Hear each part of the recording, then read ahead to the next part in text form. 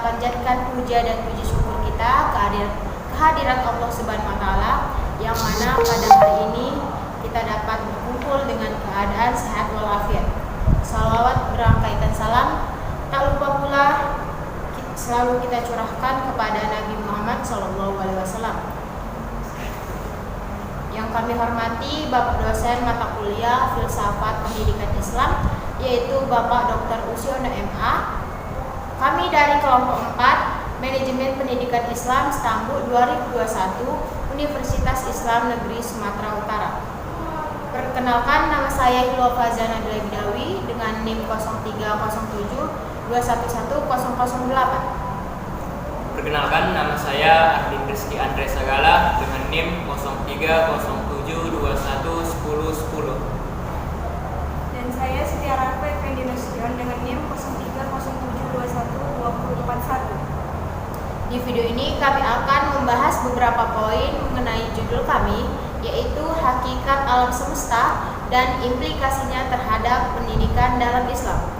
Langsung saja, saya ingin bertanya kepada Saudara Ardin Rizky Andre Sagala, apa itu hakikat? Secara harfiah, hakikat berarti inti sesuatu, puncak atau sumber asal dari sesuatu. Di dunia sufi, hakikat merupakan aspek lain dari syariat yang bersifat eksoterik, yaitu aspek esoterik atau batiniah. Secara terminologi, hakikat dapat diartikan sebagai rahasia yang paling dalam dari segala amal, inti dari syariat dan akhir dari perjalanan yang ditempuh seorang sufi. Hakikat yang disebut sebagai kebenaran adalah makna terdalam dari praktik dan petunjuk yang ada pada syariat dan tarikat. Dapat disimpulkan bahwa hakikat adalah kalimat atau ungkapan yang digunakan untuk menunjukkan makna yang sebenarnya atau makna yang paling dasar dari sesuatu seperti benda, kondisi, atau pemikiran. Akan tetapi ada beberapa menjadi ungkapan yang sudah sering digunakan dalam kondisi tertentu sehingga menjadi semacam konvensi. Hakikat seperti disebut hakikat secara adat kebiasaan. Nah, selanjutnya saya ingin bertanya kepada Saudari Arafah, yaitu apa itu alam semesta? Jika ditanya apa itu alam semesta adalah segala yang ada di langit dan di bumi. Alam berasal dari bahasa Arab, yaitu al-alam, satu akar kata dengan ilmu al-ilm, pengetahuan, dan al-alamah, pertanda. Disebut demikian karena jagat raya ini adalah pertanda adanya Sang Maha Pencipta, yaitu Tuhan yang Maha Esa. Alam dalam bahasa Yunani disebut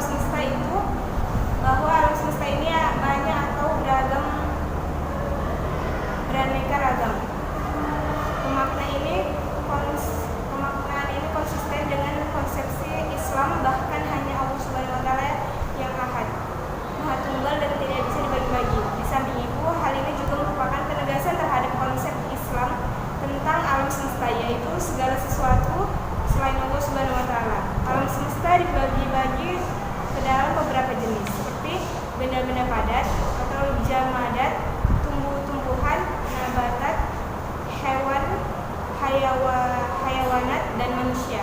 Mungkin itu saja. Nah, selanjutnya saya akan bertanya kepada saudara Ardin, bagaimana proses penciptaan alam semesta? Banyak ayat-ayat Al-Quran yang menjelaskan tentang proses penciptaan alam semesta, lebih kurang dari 53 ayat. Sementara itu, menurut penelusuran penulis dari kitab Mu'jam Al-Mufassal li Al-Fas Al-Quran, terdapat 9 ayat yang menceritakan tentang proses penciptaan Al-Quran. Di dalam Al-Quran ada lebih dari 750 ayat yang menunjukkan kepada fenomena alam, dan manusia diminta untuk dapat memikirkannya agar dapat mengenal Tuhan lewat tanda-tandanya. Dalam salah satu teori, yaitu teori Big Bang, disebutkan bahwa alam semesta tercipta dari sebuah ledakan kosmis sekitar 10 sampai 20 miliar tahun yang lalu, yang mengakibatkan adanya ekspansi atau pengembangan alam semesta. Selanjutnya saya akan bertanya lagi kepada saudari Arafah, yaitu bagaimana implikasi alam semesta terhadap pendidikan Islam? Dalam Islam, esensi alam semesta adalah selain dari Allah Subhanahu wa Ta'ala, Dia adalah Al-Rabb, yaitu Tuhan yang Maha Pencipta atau Khalik, yang menciptakan seluruh makhluk makro dan mikrokosmos. Karenanya Ia disebut dengan Al-Rabb, Al-Alamin, Tuhan pencipta alam semesta. Sebagai pencipta, Dia juga memelihara dan mendidik seluruh alam. Alam harus dipelajari sebagai objek studi atau ilmu pengetahuan. Untuk itu, pendidikan Islami merupakan instrumen kunci guna menangkap dan memahami alam dengan seluruh fenomena dan nomenanya. Upaya itu pada akhirnya akan menghantarkan manusia pada kesaksian akan keberadaan dan kemahakuasaan Allah Subhanahu wa Ta'ala. Karenanya, dalam konteks ini, melalui proses pendidikan Islam, manusia dihantarkan pada pengakuan syahadat akan keberadaan Allah Subhanahu wa Ta'ala sebagai Tuhan pencipta, pemelihara, dan pendidik alam semesta. Dalam perspektif Islam, manusia harus merealisasikan tujuan kemanusiaannya di alam semesta, baik sebagai syahid Allah, abdul Allah, maupun khalifah. Dalam konteks ini, Allah menjadikan alam semesta sebagai wahana bagi manusia untuk bersyahadakan keberadaan dan kemahakuasaannya. Wujud nyata yang menandai syahadah itu adalah menunaikan fungsi sebagai makhluk, ibadah dan pelaksanaan tugas-tugas sebagai khalifah. Dalam hal ini, alam semesta merupakan institusi pendidikan, yakni tempat di mana manusia dididik, dibina, dilatih, dan dibimbing agar berkemampuan merealisasikan atau mewujudkan fungsi dan tugasnya. Karena alam ini bukan hanya syahadah saja, tetapi ada alam gaib, maka sebagai wilayah studi objek telah pendidikan Islami tidak hanya berkaitan dengan gejala-gejala yang dapat diamati indera manusia atau fenomena, tetapi juga mencakup segala sesuatu yang tidak dapat diamati oleh indera fenomena. Karenanya, pengetahuan yang ditransfer tidak hanya pengetahuan indrawi dan rasional, tetapi juga ilmu-ilmu lainnya. Ilmu-ilmu lainnya isyaraki, iluminasi, dan kewahyuan. Mungkin itu saja. Terima kasih saudari Arafah. Selanjutnya saya ingin bertanya lagi kepada saudara Ardin, bagaimana dampak dari memahami esensi alam semesta terhadap pendidikan Islam? Dampak dari memahami esensi alam semesta terhadap pendidikan Islam adalah menyadarkan kembali tugas dan fungsi manusia di bumi. Allah ini sebagai khalifah dan hambanya melalui saran yang disebut dengan pendidikan Islam. Pendidikan Islam berfungsi mengarahkan para pendidik dalam membina generasi penerus yang mandiri, cerdas, berkepribadian sempurna, sehat jasmani dan rohani, serta bertanggung jawab dalam menjalani hidupnya sebagai hamba Allah, individu dan sosial menuju bentuk kebudayaan Islam. pendidikan Islam secara luas tidak hanya terbatas pada transfer 3 ranah saja, yaitu kognitif, afektif, dan psikomotorik, akan tetapi mencakup berbagai hal yang berkenaan dengan pendidikan Islam secara luas yang mencakup sejarah, pemikiran, dan lembaga. Nah, sudah kita dengar beberapa poin dari judul kami. Saya bisa mengambil kesimpulan bahwa dalam pandangan Islam yang disebut alam adalah segala sesuatu Allah Subhanahu wa taala. Alam bukan hanya apa yang tampak oleh indera saja, melainkan ada alam yang tidak tampak oleh indera, yaitu gaib. Alam semesta yang diciptakan oleh Allah ini merupakan anugerah yang sangat luar biasa bagi semua makhluk. Oleh karenanya, setiap makhluk dituntut untuk merenungi dan mengambil pelajaran dari penciptaannya. Dengan itu, diharapkan keimanan dan ketakwaannya akan semakin bertambah. Perlu pemahaman yang mendalam bagi setiap muslim tentang esensi alam semesta.